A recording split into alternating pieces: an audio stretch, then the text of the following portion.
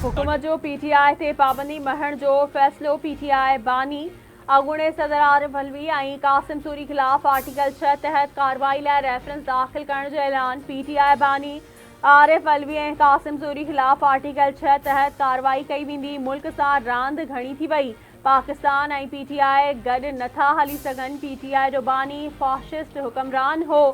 माहिरनि ऐं भेनरुनि खे जेल में विझण जी रिवायत विधी। असां अॼु बि सियासी मुखालफ़नि जी इज़त कयूं था।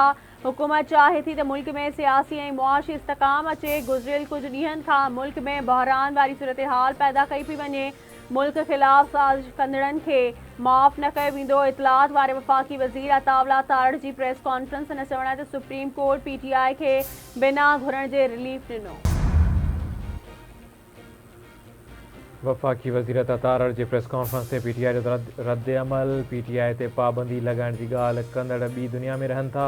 PTI ख़िलाफ़ आर्टिकल 6 जो केस दाख़िल नथो थी सघे। आर्टिकल 6 जी ॻाल्हि कंदड़नि शायदि कानून नाहे पढ़ियो। सुप्रीम कोर्ट जो फ़ैसिलो अचण बाद अहिड़ो को बि कानून मौजूदु नाहे जो हुकूमत कंहिं बि सियासी जमायत ते पाबंदी लॻाए सघे। PTI अॻवान बैरिस्टर अली ज़फ़र जो बयानु। अॼु जेको बि थियो आहे उहो PTI क़यादत जी इंतिहा पसंदाणी पॉलिसियुनि जो नतीजो आहे। सूरत-हाल जो ज़िम्मेवार PTI बानी आहे।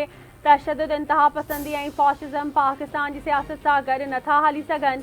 सिंध जे सीनियर वज़ीर शर्जील इनाम मेमण जो बयानु।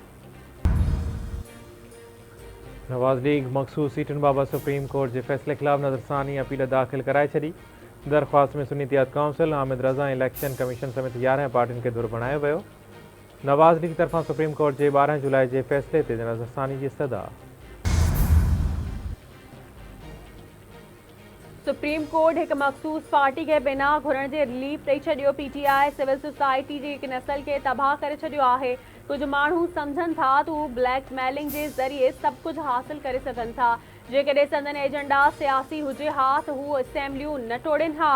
नवाज़ लीग अॻवान बैरिस्टर दानियाल चौधरी जी प्रेस कॉन्फ्रेंस। पाकिस्तान में सीड़पकारी जा वॾा मौक़िया मौजूदु आहिनि। दोस्त मुल्क सीड़पकारी मां फ़ाइदो हासिल कनि। पाकिस्तान जी ज़राइत, लाइव स्टॉक, इंफॉर्मेशन टेक्नोलॉजी, तवानाई ऐं खाणियूं खोटण जे शोबनि में सीड़पकारी जे मौक़ियनि खे तलाश कनि। पाकिस्तान इक़्तिसादी सहकार ऐं दोस्त मुल्कनि सां वापार भरपूर सलाहियत सां वधाइण खे ख़ासि अहमियत ॾिए थो। सदर जी मुख़्तलिफ़ मुल्कनि जे सफ़ीरनि सां मुलाक़ात दौरान ॻाल्हि ॿोल्हि। आसिफ अली ज़रदारी खे 7 मुल्कनि जे सफ़ीरनि पारां सनदूं पेश कयूं वयूं।